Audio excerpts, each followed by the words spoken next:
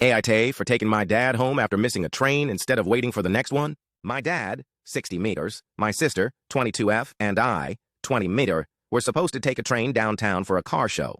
I was the one who arranged and paid for everything since I thought it would be good family time.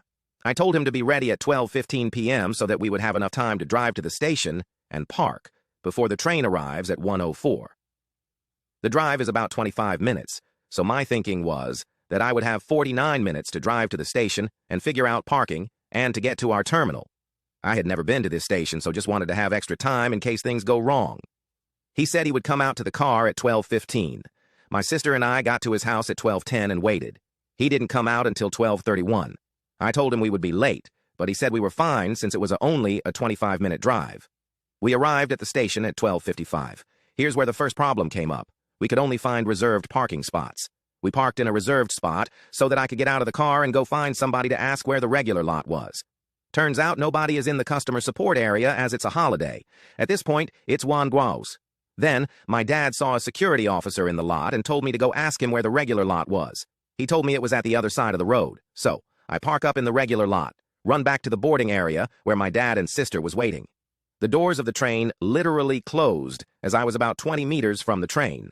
My dad and sister didn't board as they saw I couldn't make it. I was upset, but willing to let it go as there was another train coming in an hour. Then everything got heated. My dad got mad at me for missing the train because I should have known where to park instead of wasting time in the reserved lot looking for the regular lot.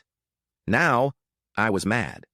I told him that the reason I wanted to come earlier was because I didn't know the station and where everything was, and since he was late, we didn't have enough time.